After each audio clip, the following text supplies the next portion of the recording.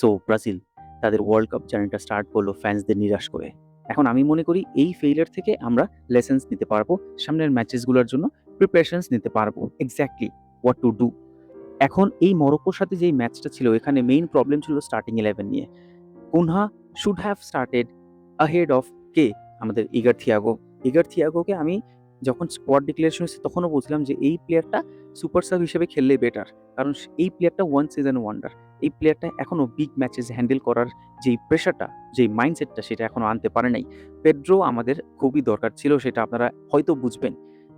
আমাকে irrelevant and illogical যেই আপনাদের কমেন্টসগুলো ছিল সেগুলো আমি এখন মনে করি আর হাসতেছি, যে আপনারা কতটা সাপোর্ট নিছিলেন এই ইগার থিয়াগোর জন্য।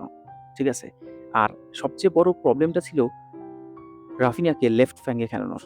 কারণ রাইট ফ্ল্যাঙ্ক আপনার পুরা খালি হয়ে গেছে। আপনার তো ওভারল্যাপিং ফুলব্যাকস নাই যে আপনার রাইট ফ্ল্যাঙ্কটা কভার করবে হাকিমির মতন। আছে? নাই। সো আপনি কেন ওখানে এই ডিসিশনটা নিতে গেলেন কার্লো অ্যানচেলোটিকে, আমি জিজ্ঞেস করতে চাই। সো এই ২ টা ছিল সবচেয়ে টার্নিং একটা ফ্যাক্টর। আরেকটা জিনিস হলো ইগার থিয়াগোর মিসেস। ইগার থিয়াগোর কোনো কম্বিনেশন নাই। ফাইনাল থার্ডে যাচ্ছে তাই অবস্থা। আর পাকুয়েতার মিস পাসেস গুলা। পাকুয়েতার কাছে আমি এটা এক্সপেক্ট করি নাই। আর আমাদের যে মিডফিল্ড আছে, এই মিডফিল্ড আসলে রেডি না এই কুইক ট্রানজিশনস গুলা, অপোনেন্টের কুইক ট্রানজিশন গুলাকে ডিফেন্ড করার জন্য রেডি না।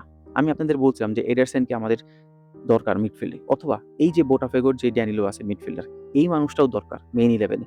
বিকজ তাদের ওয়ার্ক রেটটা বেশি। গুইমারেস, ক্যাসেমিরো তাদের ওয়ার্ক রেট নাই। আজকের ম্যাচে হয়তো আমরা দেখছি যে রাফিনিয়া, ভিনিসিয়াস তারা ট্র্যাক ব্যাক করছে। কিন্তু মিডফিল্ডার্সদের রোল খুবই মিনিমাইজড ছিল। যে জিনিসটা কোনোভাবেই মানে টলারেবল না। আর এখান থেকে আপনি ভালো রেজাল্ট পাবেন না। আল্টিমেটলি আমরা পাইও নাই। তাই না? আর ডগলাস স্যান্তোসের কাছে আমি এতটা এক্সপেকটেশন করি না, but he had a good game. এই মানুষটা ভালো লেফট ব্যাকে সার্ভিস দিছে। আমি মনে করব সে এখন স্টার্টিং 11 এ খেলার যোগ্যতা রাখতেছে। কিন্তু রাইট সাইডে ইবানেজ আজকে সেই পারফরম্যান্সটা দিতে পারে নাই। সো ড্যানিলো নামার পর সে একটু ভালো পারফরম্যান্স দিছে। কুনহা যখন নামছে তারপর থেকে সে ভালো পারফরম্যান্স দিছে। একটু রাফিনিয়া ফ্রিডম পাইছে। রাফিনিয়া তখন রাইট ফ্ল্যাঙ্ক গুলাতে শিফট হইতে পারছে। একটু ইনভার্ট হয়ে খেলার অপরচুনিটিস পাইছে। যেই জিনিসটা সে যদি আ ফার্স্ট মিনিট থেকে করতো আরেকটু বেটার হইতো। কিন্তু তার রোলটাই তো ওইভাবে সেট করছে। জাস্ট খালি ভিনিসিয়াসের রোলটা ছিল সুপ্রিম। তাকে বেশি ফ্রিডম দেওয়া হইছে। তার প্রায়োরিটিটা বেশি ছিল। সে লেফট উইং হিসেবে খেলতে পারবে, ওয়াইডও খেলতে পারবে, আবার স্ট্রাইকার চলে যাবে। এত ফ্রিডম দেওয়ার কারণে, এতটা ভালো পজিটিভিটি তার সারাউন্ডিংসে গ্রো করানোর কারণে আমরা গোলটা পাইছি। আর ভিনিসিয়াসের কাছ থেকে এতটা টপ পারফরম্যান্স পাইছি। নাইলে এটাও পাইতাম না আমরা।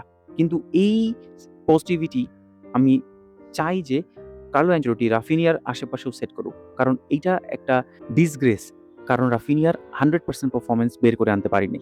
Not even 80% of his best পারফরম্যান্সেস।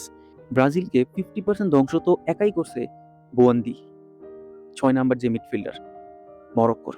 এই প্লেয়ারটা 18 বছরের একটা player, playing the French league. আর যেই অরা, যেই অ্যাবসলিউট পার্সোনালিটি সে ক্যারি করতেছে, ডুয়েলস গুলা বলেন, প্রগ্রেসিভ রানস, তার ট্যাকেলস গুলা মাইন্ড ব্লোয়িং ভাই। এই জিনিসটাই তো দরকার। এরকম ওয়ার্ক রেট, এরকম ইন্টেন্সিটি, এরকম ডেডিকেশন ওয়ালা মিডফিল্ডার্স লাগবে।